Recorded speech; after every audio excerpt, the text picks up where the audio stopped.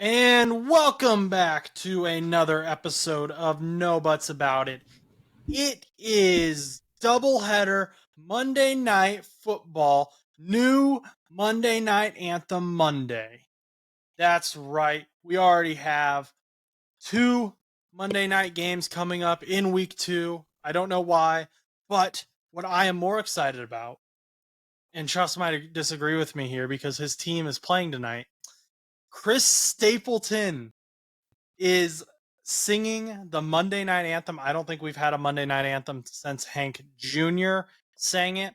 Now we've got Chris Stapleton covering Phil Collins in the air tonight. We've got Santana on drums. She's going to be blaring that drum solo. It's going to be awesome. And we're going to have Snoop Dogg, who's going to be throwing some fresh lyrics in there, I hear. So I think this is definitely going to be an awesome anthem. And Carrie Underwood might have some competition. Might have to step her game up on Sunday Night Football. Chris is coming in there with Snoop D-O-double-G, and they're gonna spice it up. I like to hear it. Did you hear about the anthem, or is it? I did, yeah. You sent me the link for it. I read about it. I mean, obviously, we don't have the anthem that we have been able to listen to, as far as I know. I didn't listen to it. I don't know if you have. I watched the preview video. I It didn't. looks nice. I didn't watch like the it. video. Yeah. So all I know is I read the article that you sent. I didn't watch any videos or anything today, but still very excited. Still very excited to hear what that one's going to be all about. You know, get us excited for some Monday Night Football. So it's always nice to hear a new anthem to get us all excited and hyped, whether your team is playing or not. Because don't get me wrong, like if tonight the Steelers weren't playing, I'd probably still be a little excited. I mean, I was super excited when the Lions played the Chiefs. Granted, it was week 1, but it's still like exciting times for football. You know, always is those night games. So yesterday, as I gazed upon the TV, I looked and I said, "There's a chance." The Bengals could beat the Ravens. T. Higgins is having a big game. Joe Mixon looked good. Our O-line only allowed 1 sack. Thanks a lot, Jonah Williams. And we're playing decent.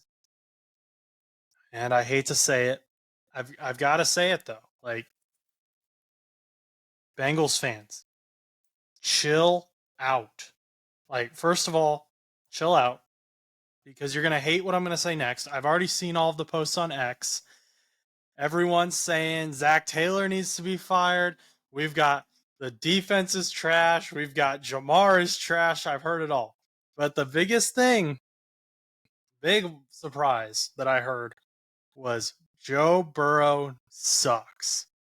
There were reports that fans were hearing from the stadium. They were saying, apparently some people were saying Andy Dalton is better than Joe Burrow. And that we'd be better off with Andy Dalton right now. Ooh, that's tough. Guys, I understand we're starting 0-2. I understand week 1 was not good. I understand week 2 wasn't great. But we've been here before. We know what this team is capable of. Trust the process. And I get why people are scared. Joe Burrow, his calf strain, he re-hurt that, might be out for a little bit. We don't know yet. That's still up in the air. However, last year we got obliterated by the Cooper Rush-led Cowboys in week 2. The Bengals looked good yesterday for almost everything that looked bad in week 1. Week 1, the 2 chief complaints were Charlie Jones was a waste of a draft pick, and that T. Higgins didn't have any catches. T. Higgins had an amazing game yesterday, and Charlie Jones had a punt return for a touchdown. So there we go. That's what we brought him in to do for now, is special teams, be a returner. He brought us a touchdown. Now, I've got some concerns too, and I'm not talking to Chus right now. I'm talking to the Bengals fans. We have an issue at tight end. Irv Smith is not it right now. He has not impressed me. He's a problem. And the big one, Joe Burrow is not himself. Joe Burrow is not that guy right now. I need to see Joe Burrow be that guy again. And I went and rewatched the game as much as it pained me. And there were a few instances where we could have won. And most of them were it was like, well, if this didn't happen, well, then this might have happened. The Bengals were down, and they had a great drive going. They got to about the 2-yard line, and they're in the red zone. Joe Burrow throws a pass, and Geno Stone made a great play on the ball. I'll give him that. Joe Burrow should have seen him, though. He was shadowing all day, and normally Joe would have seen that throw. He missed it. It's intercepted. It becomes a 10-point swing. I think that's where we lost the game. I think if you are the Cincinnati Bengals and you want to pick one instant where you want to put blame on why we lost the game, it is Joe Burrow throwing that interception in the red zone. That's where we lost it. You can blame Mixon, you can blame the O-line, you can blame the defense, you can blame whoever else you want. But in my opinion, ultimately Joe Burrow was the issue. And I'm okay with that, because if there's anyone on the team who I trust to fix it, it's Joe Burrow. I think Joe Burrow will figure himself out. Now, if it's a physical injury, if it's his calf that's bothering him a ton, that's a separate issue. But if it's a mental game, Joe Burrow will fix it. And he is the one who I trust the most to do that. So, Chus, I don't know if you watched the Ravens-Bengals game at all, but that's my reaction. I thought we improved a lot from week 1. Joe Burrow's just a problem still. Yeah, I mean, I got to tune into it just because the 2 games that I got on TV this week, since Monday Night Football would be the Steelers. Usually we would get the Steelers for 1 o'clock games, but yesterday we ended up getting the Bengals and the Ravens game, as well as Seahawks and Lions. Kind of was tuning in and out between the both of them, but I watched a lot more of the Ravens-Bengals game just because it's a divisional game, so obviously you kind of want to see where everybody sits in the division. I will say the Bengals did look a little concerning over these last 2 weeks. However, you guys only lost by 3 points? It was 27-24 final? Yeah.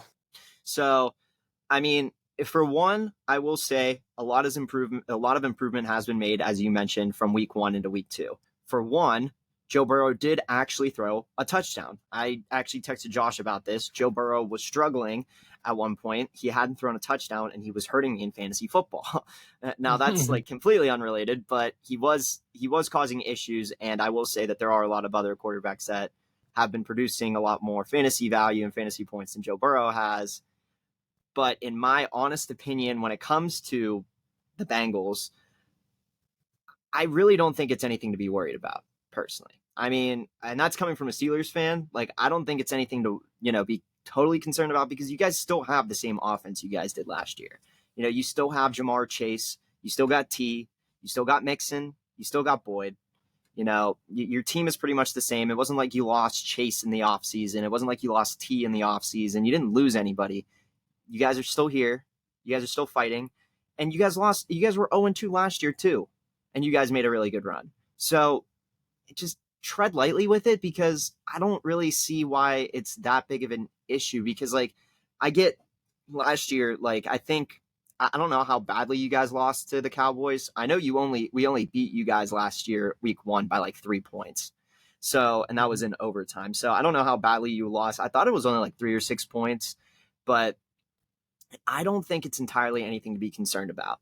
We're going to see what Cleveland's like tonight, obviously, with the Steelers game, but we'll get into that later. But we'll see if Cleveland's actually legit. Maybe it's just Joe Burrow struggling with the injury and stuff, or, there could be a lot of different things going on with Cleveland being really good. But I still think the game was winnable, and go figure. I mean, granted, Baltimore, might be a little better than they were last year, but maybe Cincinnati, once they get hot at the right time, when they go back into Baltimore, you guys will win the game. I don't know. It kind of distracted me why you popped this up. What is this, Josh? I popped this up because I want you to watch this. Have you seen this yet? No, I have not. Probably okay, not. I'm going to start this. This was the penalty.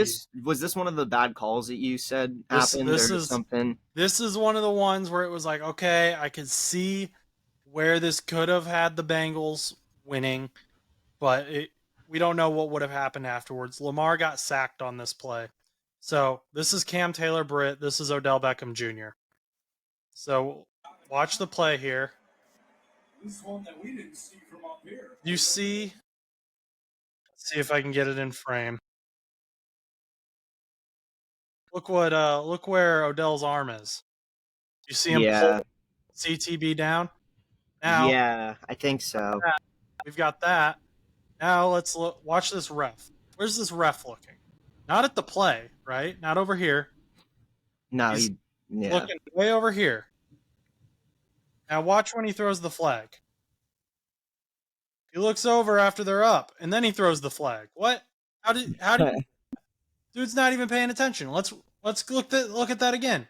He looks over after they've already stood up to throw the flag. That dude needs to be investigated. I mean, what do you see there? I think he needs to be investigated. I'm not saying that would have won us the game, but how do you call that? I mean, what was the call for? Like, what They said did illegal touching.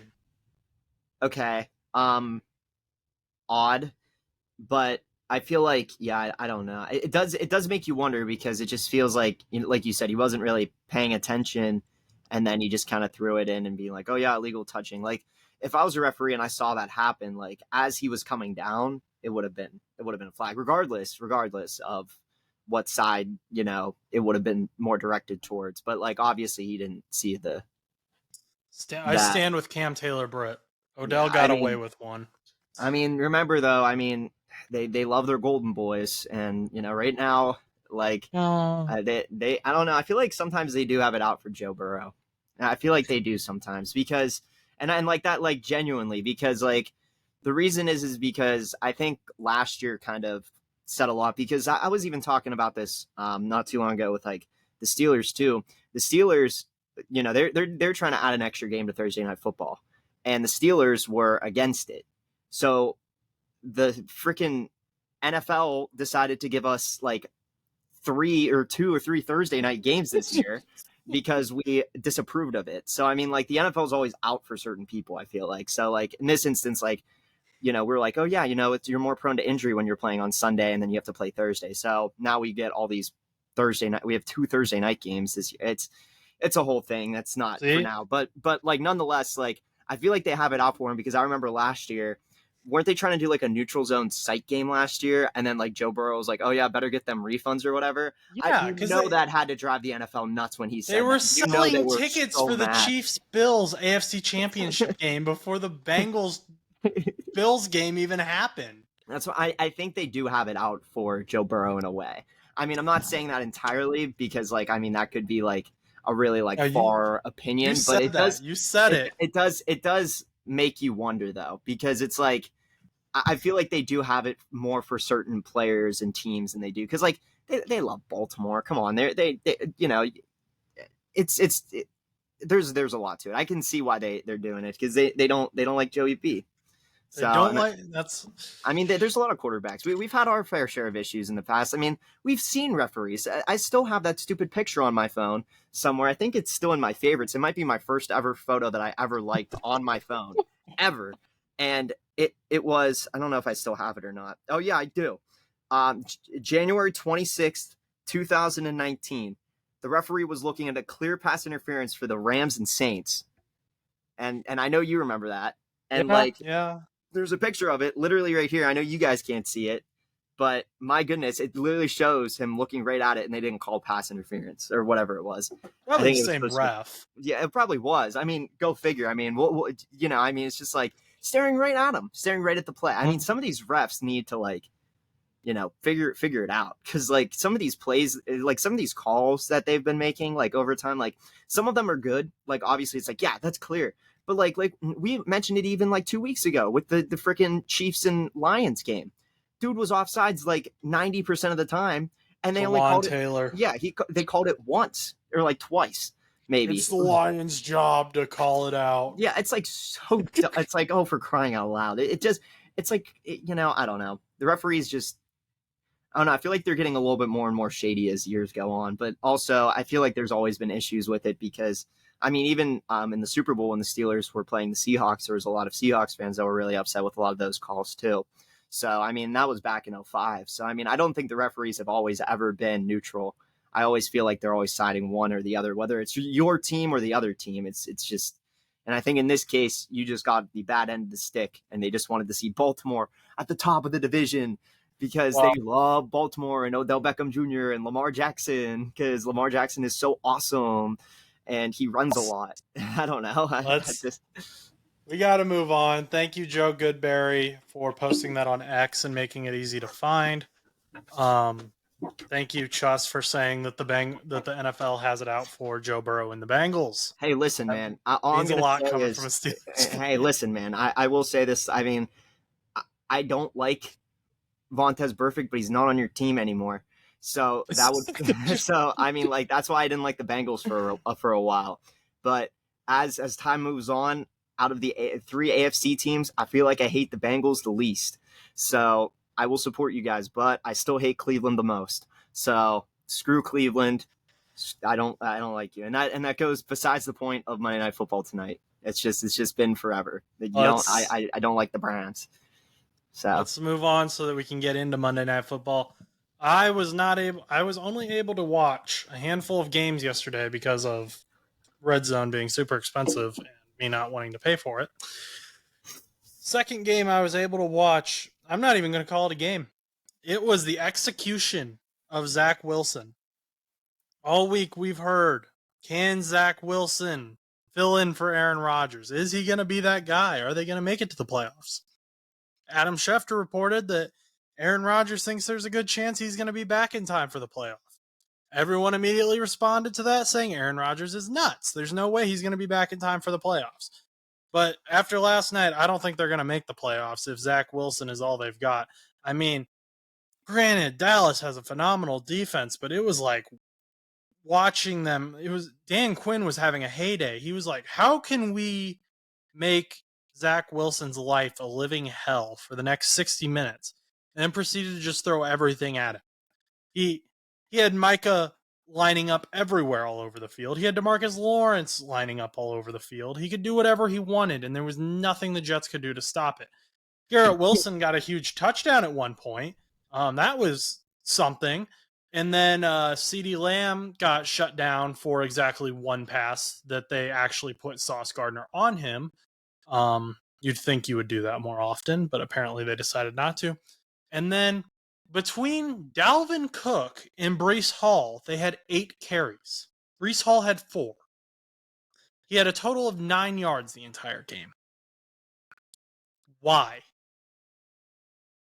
I don't know. I know you don't know the answer. I don't think anyone knows the answer to that. I don't know. Yeah. I don't know how you just brought in Dalvin Cook, presumably to help Breece Hall. But Breece Hall wants touches. Breece Hall is dynamic. He's arguably your most dynamic offensive player at this point. If Zach Wilson is having to be the one to throw to Garrett Wilson, that kind of limits Garrett Wilson a little bit. I would think you would run the ball more, even though Dallas has a phenomenal everything on defense. But good defense. It was a terrible, terrible game to watch. It was a murder. It was a bloodbath. I mean, yeah. I mean, I only caught like parts of it, but I know Stan's gonna be upset that I say this, and probably a lot of Jets fans out there, but I really don't think your Jets are gonna be making the playoffs at this rate currently that the Jets are playing. I mean, Zach Wilson, I was never high on him too much. I even mentioned it in my video last week. You don't want to pick up Zach Wilson in fantasy, and if that's the case scenario, that means that he's not going to be that consistent. And I never thought that he was going to be that consistent because we saw how inconsistent he was last season. I mean, they played freaking quarterback carousel over there last year. So I mean, that could happen again this year. I mean, I hate to say it, but they might pull like a random thing out of their butts or whatever and just be like, oh, you know what? We're just going to decide to bring in Bailey Zappi or something. It's just going to be something random like that. And they're just going to be like, yes, we're going to run with this quarterback. And then they're just going to do that whole carousel thing again because let somebody cook. Yeah, I mean, it's going to turn to that. I mean, right now we haven't seen that happen yet because most of the time it's just been injuries. I mean, because AR has been hurt. Minshew's has gone in both games now. But I don't consider that a carousel because that's just injury based. But it'll be really interesting to see what the Jets do because this past game was not a good look for Zach Wilson. Granted, like I said, it was the Cowboys, But I mean, the Jets next week play they play the Patriots, I believe. And yeah, they play the Patriots. So they play the Patriots at home next Sunday. Does make you wonder how they're going to do. I mean, the Patriots do still have an okay defense, even though Miami just managed to find a way to not let them do anything on defense in the first half. So, yeah, I mean, we'll see what happens with New England next week and the Jets. But if New England shuts them down in New York, not a good look for Zach Wilson. I will say that. May make the Jets organization reconsider. But hey, you know what? What do I have to say about that? I mean, I don't know. I mean, I would love to see Wilson get a chance, but also I think he's gotten enough chances now that we know that he's just a certified backup at this point, in my opinion. Yeah. It was a sad game.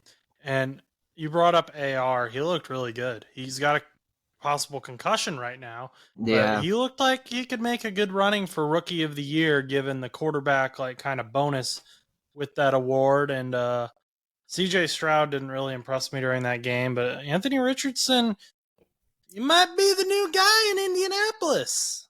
I Yeah, don't I mean, know. we'll see. We'll see. I mean, it's week 2. Don't get too ahead of yourself. Anything can happen, and it was Houston, but AR does look promising. He I will looked say really good. I just say that always because you don't want to get too excited, because when you get too overexcited, something always hits the fan. But in But this case, he does look promising. I will say that he does look as much pretty crap okay. as we've given him on this I mean, show, hey, it's kind of funny because I wanted him to prove me wrong, and out of the 3 quarterbacks, I thought Bryce Young would have been the best. I mean, he only played 1 game. He's playing tonight against New Orleans tonight at 7:15 p.m. So we'll know a little bit more about how Bryce Young plays going into tonight as well, because we only saw him in 1 game. But AR, I mean, last week he had like 20 points in fantasy. This week he had like about 20, 22 points in fantasy, which is more than Joe Burrow has had. And I hate to call that out, but I mean, hey, you know what? I mean, go figure. AR was cooking. He had 2 rushing touchdowns. Now, I do want to see him throw a little bit more, though. I do want to see him not get those rushing touchdowns. He is kind of replicating a Kenny Pickett rookie year thing where he would rush a lot. I mean, in that Jets game last year, he had 2 rushing touchdowns. I do want to see him throw a little bit more, but I do think AR has all the potential because everyone's talking about the cannon of the arm he has, and I haven't seen too many plays with it, but I'm hoping that we see it in the next couple of weeks for the Colts. But this is a very promising step for the Colts. But let's just hope that they can actually build an O-line around him so he doesn't end up like Andrew Luck, who retires when he's 27, because this dude is already on concussion protocol and it's week 2. I think what Colts fans should be excited about is the big question was, can Michael Pittman Jr. and AR come up with some chemistry, especially going into a contract year for Michael Pittman Jr.? He was drafted in 2020. And I think the answer to that was very quickly a resounding yes. Michael Pittman Jr. and AR have looked very good together. Very fun. I'd like to see them against maybe the Jaguars' defense is pretty good. Texans' defense isn't really anything. Both are divisional games. I want to see how he does outside of the division, and I want to see if that relationship can survive that in some of these elite defenses that the NFL has. So, Somebody at your door, Josh. yeah, the Walmart people just dropped off my nacho cheese for tonight. Oh, Yeah, Monday nacho Night Football. cheese and Monday night nachos. But no, I think AR has a lot of promise. I think Michael Pittman Jr. has a lot of promise. And if somehow, I don't know if this is possible, I don't know what the relationships are like behind closed doors, but if Jonathan Taylor comes back and is able to get on the field again, we might have a team down there in Indianapolis. I don't want to overreact or anything, but I mean, the Colts are what? They're 1-1, or are they 2-0? They're 1-1. They're 1-1. Yeah, because they had Gardner going, and they were. Yeah, I remember. Okay, so, but the reason that's good though. 1-1. I mean, it's not the best start you could have. Obviously, 2-0 is always what you're looking for. But for a team like the Colts, I feel like 1-1 is pretty promising. And I mean, heck, you only need 7 more wins, and you've got yourself 8 wins, which honestly, if you can finish 8-9 this season, like that's great for Indianapolis. Like go figure though. I mean, you guys are I hate to say it like that, and I know you're laughing at me, but listen, if I was in the boat of the Indianapolis Colts, I would be happy with an 8-9 season.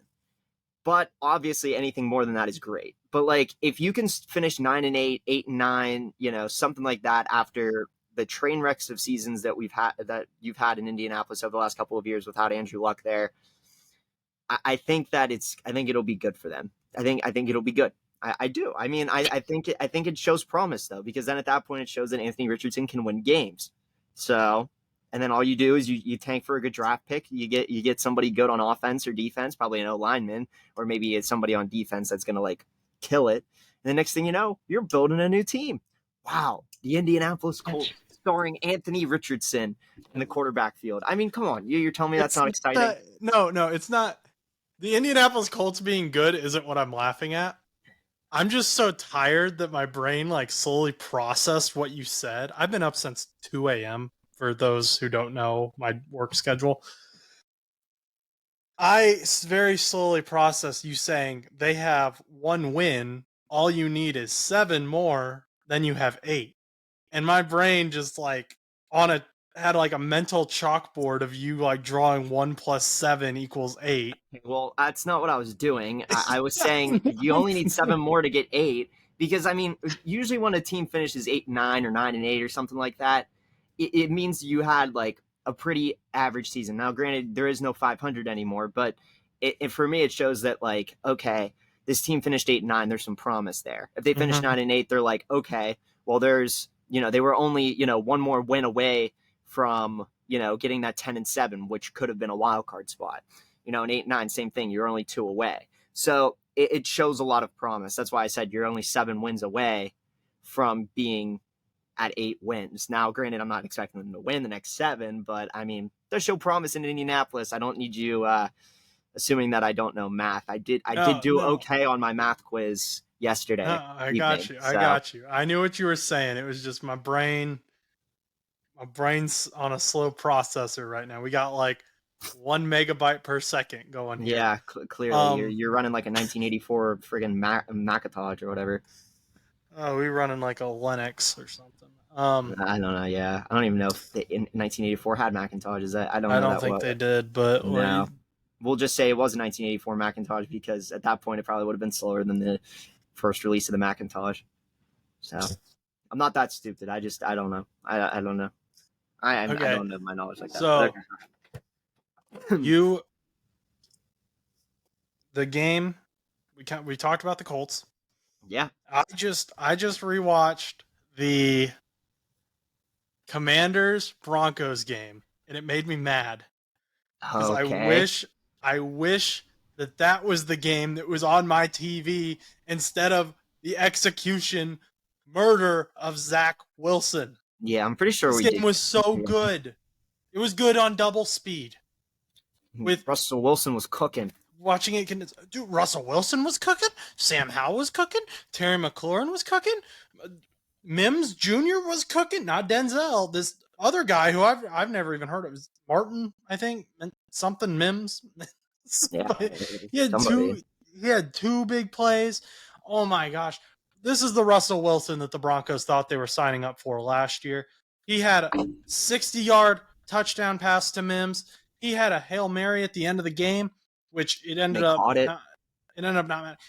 not only did they catch it, it didn't make it to the end zone. And I told my dad as he threw it, I was like, it's not going to make it to the end zone.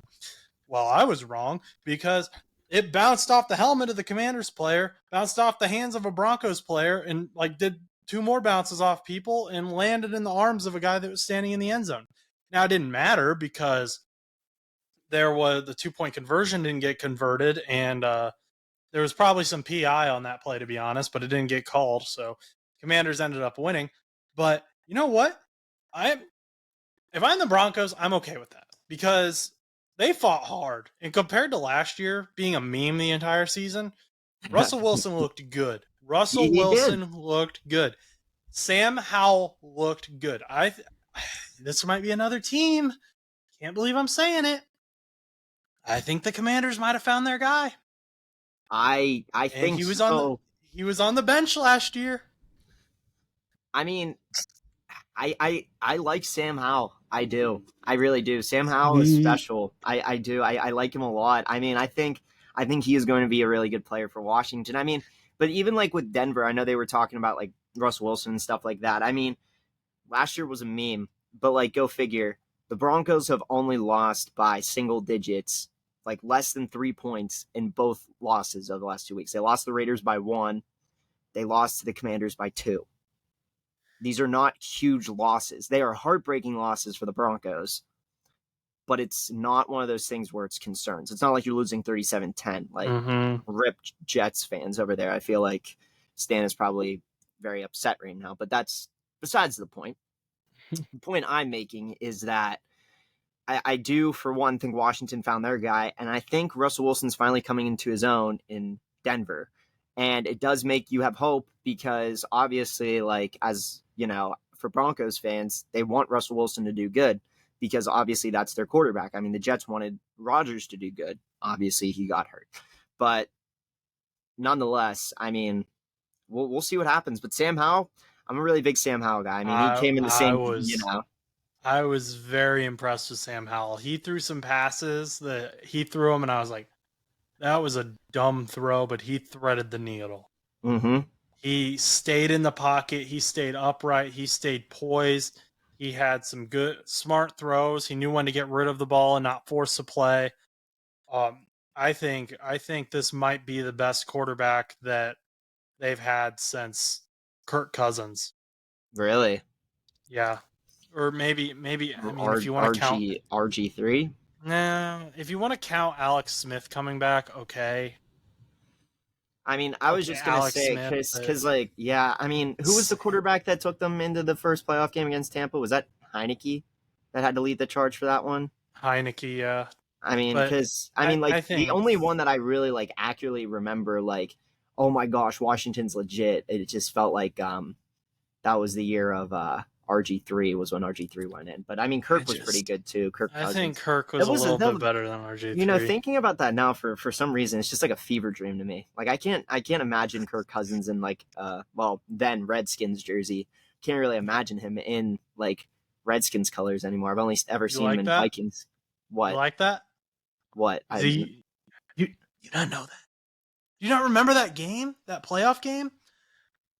I don't know what you're talking about. You're like, they weren't supposed to. The Redskins weren't supposed to win the playoff game, and they won. And Kirk Cousins ran in the locker room, and he was pointing at the camera, and he goes, "You like that? You like that?" It became.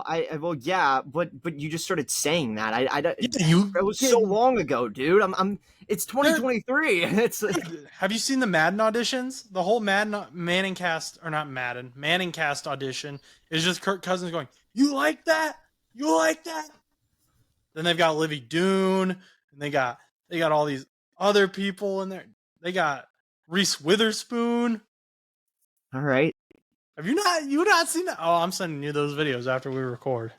Okay. All right. You haven't seen the Manning cast auditions? I don't know if I have or not. I just feel like it's just so random that you brought that up. I was talking about I can't imagine myself seeing Kirk Cousins in a Redskins jersey because I've seen him in a Vikings jersey for so long over the last couple of years, and all it's ever been is Kirk Cousins in the Vikings for me.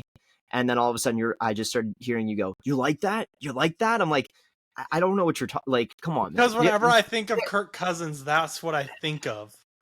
Well, I don't even know what thing that I could like compare that to. But if I started like bringing up some like Steelers 2013 like reference or something like that, you would have no idea what I'm talking about. Like you would have no clue. And like, because it would be just so out of the, like, so random. Like it would be me literally being like you're being like, yeah, you know, like you're talking about like Kenny Pickett or something like that. And then I just mentioned something that like, you know, Ben Roethlisberger or like Terry Bradshaw said or something like that, like 15 years ago. I mean, it wasn't that long for Kirk, but like, that'd be just like so random for me to be like, and you're like, what are you talking about? You like that? I mean, sure, yeah. I mean, but it had nothing to do with what I was talking about. Not entirely. It's just whatever. But next topic. Sam Howell looked good. Yeah, Sam Howell looked great. Yeah, Sam Howell. Russell Wilson looked good. That is the point of that. Now, on to Sunday Night Football so that we actually have time to talk about Monday Night Football. Oh, yeah. Sunday Night Football. Dolphins versus the Patriots. And the Dolphins came in and they were like, we're going to win. And the Patriots are like, okay. Yeah. And the Dolphins were like, we have multiple weapons. And the Patriots were like, we're going to shut down Tyreek Hill. And Tyreek Hill was like, yeah, but not really, because he still got a touchdown and 40 yards. Didn't have a 200-yard game like he did last week, but the Dolphins said, we still have Raheem Mostert. We've still got Jalen Waddle. We've got Braxton Berrios, who randomly became really good. Dolphins might be the team to beat in the AFC at this point. I know the Chiefs are the Chiefs and the Bills are the Bills, but I don't know. The Chiefs didn't show me a whole lot yesterday when they won 17-9 over the Jacksonville Jaguars. So, I mean, yeah, I don't really see. Mike McDaniels and the Dolphins, man, like that dude. I love Mike McDaniels. He's such a goofball. I saw that video. He's just like, he was like, they're like, oh, what do you think of what's going on? He's like, I didn't do anything. And then he was like, then he starts talking, and then the cameraman starts jogging with him, and then he just sprints away. I don't know. It's just everywhere. It's so funny to me. I'm like, this guy's such a goofball, but I love it. And he's another one that whenever I think of him, I don't know if you'll remember this video, but whenever I think of Mike McDaniels, I think of the video where it says like, this dude looks like someone who was left behind by their dad to coach for a week or something. And he's like playing hip-hop music, like bobbing through while everyone's doing push-ups. Yeah, I've seen that before. I could see him being like cast in a Disney Channel original movie about that exact plot. I mean, he's got to be like some sort of fun coach. He's got to be like fun to work with, because he just seems like he's just like a funny, entertaining guy, like monotone, like kind of maybe a little bit of a jokester, like a troll a little bit, like being like, oh yeah, I didn't do anything. What are you talking about? Like, it's just like, and then he runs away. I feel like that's like something that like me and my friends would do, and I like that. I mean, like, because the typical like NFL coach is like, oh yeah, very professional, very like, yeah, I think we do good. I think we need to, keep improving, blah blah blah blah blah. Then they just like walk away or whatever, like lightly jog or whatever. Like McDaniels really like brings like a new light. He just makes it very goofball-y. I don't know. He was like, I'm gonna race the cameraman and I'm gonna win. Yeah, and he did. And he sprinted, and it was funny. It was really funny. And he just had a straight face when he did it too. I don't know if you noticed that. He was just like, he just started running. It was crazy. It was awesome though. But I loved it. I mean, yeah. I mean, it does. I mean, I really good. I have a soft spot for Miami, like the Dolphins. I always have. So I'm. They looked really good. I mean, they do. I mean, they said if you're gonna cover Tyreek, we'll just throw it to everyone else. Yeah, and Mostert popped off yesterday. I mean, shoot, like Mostert popped off. Waddle got more targets than he did last week. Braxton Berrios, who was drafted by the Patriots, went to the Jets and is now on the Dolphins. He's been on almost every AFC East team at this point. He had some touches. He had a game. I mean, the Dolphins are a very complete team. Tua looks good. There were some concerns with Tua coming back after he had an injury-riddled year last year. Tua looked fantastic. Patriots, Mac Jones looked good, but there's no playmakers on the Patriots offense, in my opinion. There's no one who I'm like, okay, 2-minute drill, we're going to get this guy, and we're going to get the ball to him as much as we can, and he's going to do it. I mean, Devontae Parker, Hunter Henry, Mike Gesicki, Kendrick Bourne, Juju Smith-Schuster apparently is on there. Like no, I agree. I mean, like your best player on that offense is probably arguably like Ramondre Stevenson. I mean, I feel like that's probably arguably your best player, and like if that's like your only player on offense, like you can't just win with like those. I mean, like I'm not saying that they're like not good players, but like most teams have like a heavy hitter player. And now you can argue the same time. It's like, oh, well, the Steelers don't. Well, it's young. They're young. So I don't know. I mean, you don't. I mean, Pickens could be that guy. It's just, we haven't seen enough of him. But I blame Matt Canada for that. I don't blame Pickens or any of those guys for what is happening and the mess that is going on in Pittsburgh. But nonetheless, Miami is solid. I like what I'm seeing from Miami, and honestly, I really hope they make a run at it for the AFC this year. I really do. I mean, I think it'd be a lot of fun to watch the Miami Dolphins go up there. just because, they're just a fun team to watch. And like I said, Mike McDaniels is a very, good guy to enjoy, seeing in interviews because he's a funny guy. Miami is fast. Miami is sleek. They're well put together. The players all seem to like being there. I think they are the team to beat in the AFC right now. Yeah. Well, I mean, we'll see as the season continues. Let's hope Miami can keep this intensity going into the next couple of weeks. Obviously, it is only the first 2 weeks of the season, but it does give you a lot of hope, Miami fans. Fins up, baby. Fins up. For some reason, I follow Miami or not for some reason. Like I said, I do like Miami. So, but I follow Miami on Instagram, and I'm in their broadcast channel.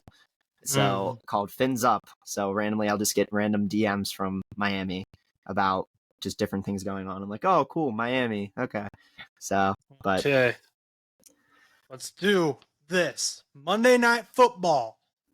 After Chris Stapleton sings the new Monday Night Anthem, we're going to have the Saints and the Panthers at 7:15 on, I think, ESPN. One of them's on ESPN, one of them's on ABC, because primetime games are out the window. Okay, I take Saints and Panthers is on ESPN. So we've got Derek Carr and the Saints, which that is a weird. I was thinking about this last night. I am not okay with Derek Carr being on the Saints because it is weird, and he looked weird. Normal in the Raiders jersey. He had the heavy metal vibe going. My brain has not comprehended that he is on the Saints yet, and it's weird because I've comprehended that Jimmy G is on the Raiders, so I don't know what happened to Derek Carr in my mind. I think he just kind of disappeared. So this is going to be a weird game for me to watch. They're playing Bryce Young and the Panthers. This is Bryce Young's second ever game. I mean, there's not a lot. Neither of these teams is that good. We've got Hayden Hurst is about the best receiver. I mean, he's a tight end, but he's the big name that I know from his time with the Bengals. I don't know. Maybe Adam Thielen's good, but I don't know if Bryce Young's that good. Chuba Hubbard's their running back. They've got Von Bell's and Justin Houston are there on defense. Then even on the other side, you've got Derek Carr throwing to Michael Thomas and Chris Olave. Same thing with defense. You got Marshawn Lattimore, you've got Marcus May and Tyrann Mathieu, but Tyrann Mathieu's kind of not who he used to be anymore. So this isn't a game where I'm like, this is a clear winner. And I think the only thing that would be I think the only thing that is enjoyable about this game is that it's a rivalry game, since it's the Saints and the Panthers, because it could go either way. But I mean, first game of the season, Panthers lost 24-10 to the Falcons. First game of the season, Saints win 16-15 over the Titans. It's not like these teams are that heavy hitters of teams. I feel like this game is not a super awesome primetime Monday Night Football game. I feel like it's going to be a very, very slow Monday Night Football game, I don't know, though, but I'm not watching it for obvious reasons. I'm going to watch it, but I can't say that I'm excited to watch it, if that makes sense. I'm going to pick the Saints to win only because Derek Carr is a veteran. Literally, that's it. I have no... Bryce Young hasn't shown me anything to think that he's going to be amazing his rookie year. And I know Derek Carr isn't an elite quarterback or anything, but he's got the veteran experience. So I'll take that, and I'll go with the Saints. I don't know. Who do you think can take it? I was probably also going to say New Orleans. So I think, granted, they are in Carolina, so that could also have a factor into this game. But I don't know. I feel like, like you said, the veteran quarterback presence in New Orleans, I feel like, in Carolina, I feel like they're still working out the kinks with Bryce Young. He's just starting out and whatnot. But it does bring up some concern in Carolina. But I feel like the game could go either way. I'm going to pick New Orleans, but I think it's not going to be that high scoring of a game. It's probably going to be a close game, and it's probably going to be a 20-16 game, maybe. I don't know. I feel like Carolina is going to kick a lot of field goals. I feel like it's going to be touchdown, field goal, field goal, field goal. And I think Derek Carr will probably get, touchdown, field goal, touchdown, field goal at points. I don't think there's going to be any like huge defensive like pick sixes or fumble recoveries, scoop sixes. I think it's just going to be a straight offense. I think there's going to be turnovers, but I just don't think it's going to be anything like that. I think that's how it's going to go. I think it's going to be like a 2016 final. It's going to be like a really odd score. Yeah, I don't think Bryce Young. I don't know. It's a divisional game. We'll see what happens. It's prime time. You got a young Bryce Young quarterback in there. See what happens. Okay. Now, well, I'm just going to let you lead this next game. Well, this is all you. So, an hour later, there will be another game going on, and it is going to be the Browns coming to Pittsburgh for an AFC North divisional matchup game, where the Browns are 1-0, Steelers are 0-1 after losing by an atrocious score of like, I don't even remember, 30-7 or something. A lot to a little. A lot to a little, with one touchdown scored. So a couple of things going into this as a Steelers fan. Well, first of all, obviously it's a divisional game, and there's obviously on our side of a streak going on with regular season home games, as I've mentioned multiple times. They haven't. Cleveland also has not won in Pittsburgh in 20 years for a regular season home game. Obviously, it's, they did beat us in that AFC wild card game a couple years ago. So, but that was playoffs. It's different, different streak going on here. But nonetheless, they haven't beaten us in the regular season at home. Now, am I banking on that for a win tonight? Absolutely not. That is not at all what I'm trying to say. Yes, we might have a slight advantage over Cleveland if that is the case. However, Cleveland did look like a pretty okay team last week against Cincinnati. Once again, I don't know how Cleveland's going to be, just because, once again, it was a 20-3 win, and Joe Burrow's dealing with that injury. Joe Burrow struggles in Cleveland. We've talked about this multiple times before. Is Cleveland legit? I don't know. Is Pittsburgh legit? Maybe without Matt Canada. But hey, listen, if this was against the Ravens last week, I wouldn't be bringing up the Bengals. The only reason I'm bringing up the Bengals is because of last week. So I know, it's just I'm reliving the game. I'm sorry. But anyway, nonetheless, I think it's going to be a good game. I do think I want to have hope that Pittsburgh does win this game. I mean, it's Monday night football. Pittsburgh, tends to do really well when it is like more of a night game. I mean, there's a lot of different things that are going into this. I feel like Mike Tomlin's going to motivate the team. Now, do I think it's going to be a high-scoring game? Probably not. But the problem that I'm having right now is, first of all, Matt Canada, and Josh sent me this, has only had I don't even remember how many, but he's had a very low amount of games where the offense has put up like 28 points.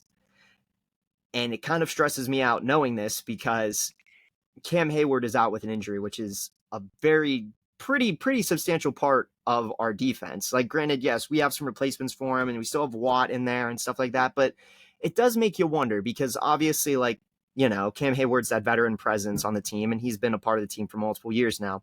And without him being there for like multiple weeks, you have to rely a lot on other guys and backups and whatnot. But we'll see how that goes.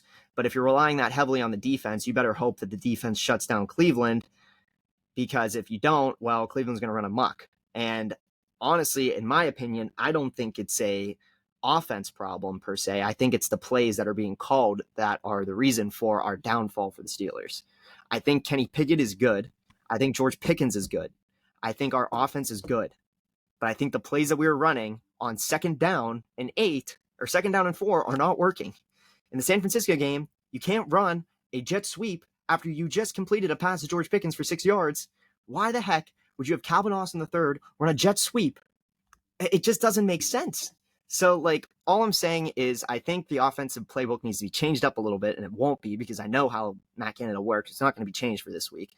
But if Pittsburgh can get lucky and win this game, I would be very excited and very happy. I do think Pittsburgh's going to win, but it's going to be another boring Monday Night Football, I think it's going to be, instead of 20-16, I think it's going to be 20-17, with Pittsburgh picking up a last-second field goal and winning the game, because I think it's just happens to just, Monday Night Football, Pittsburgh's home against Cleveland. I feel like it just makes sense. I don't know, but we'll see what happens.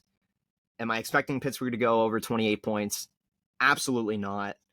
I don't think you'll see an explosive Steelers offense until Matt Canada is gone.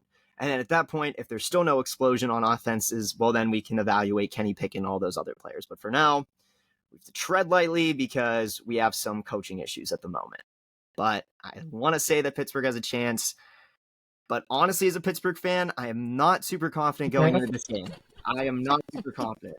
I can't believe I'm saying that against the Browns, but I am not that confident. A little concerned. Definitely a little concerned going into this game. I hope for the best, but we'll see what happens. We'll see what happens. I told you this yesterday. I can't believe I'm saying this. I'm going to be rooting for the Steelers because the Browns annoyed me so much last week. And Browns fans annoyed me so much last week. Like, I mean, yeah. Oh my gosh, Browns fans were still talking about the win yesterday. I mean, they won the freaking Super Bowl.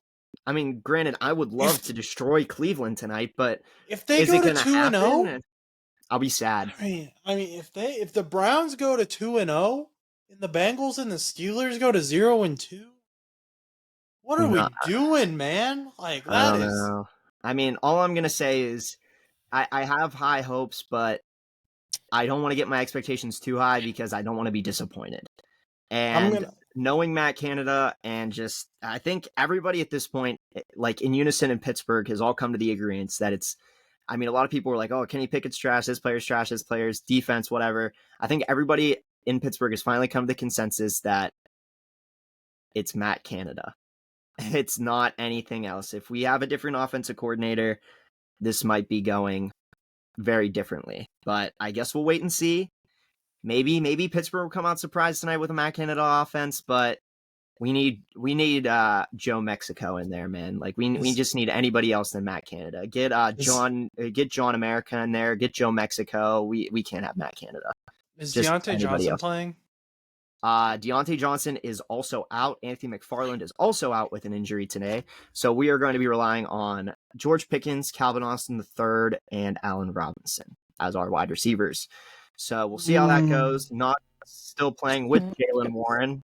Jaylen Warren will probably get more reps than Anthony McFarland. But who knows? Maybe it'll be a breakout game for Mr. Pickens. As for any other injuries, I think the two that I already mentioned are the two injuries of players that are not going to play. Deontay Johnson, Anthony McFarland, and obviously Cam Hayward is going to be getting his groin repaired and is on long-term injury. So, but we'll see what happens. I mean, Amari Cooper for Cleveland is also questionable. So we'll see what happens with that. I think that's the Steelers' best hope right now is that Amari Cooper isn't able to play. I mean, I'm sure he's probably expected to play. Let me check it real quick. Let me do a little. They hadn't updated it yet. I just looked it up. You just looked it up. You didn't hear anything. I didn't see an update. It doesn't say he's expected to play or anything like that. Well, according to ESPN. Okay, well, it looks like no. It looks like. Wait, where the heck? Interesting. All right. Thought at first somebody freaking dropped him in our league, but he didn't. He was not dropped. Who is listed is considered unlikely to play. Who is listed? Okay. Cooper groin, who is listed as questionable for Monday night's game against the Steelers, is considered unlikely to play per Adam Schefter of ESPN. So that might be our only hope. I'm gonna go. That means Donovan Peoples-Jones, baby. I'm going Steelers. We're rolling Steelers. But then at that point, you guys are gonna have to step up a little bit because you guys will be fourth. I know. I'm going. It's not a good situation to be in either way. Yeah. But I know. I would rather the Steelers win than the Browns because we can beat you. We can't beat the Browns for some reason. Okay. So I that's don't just know why.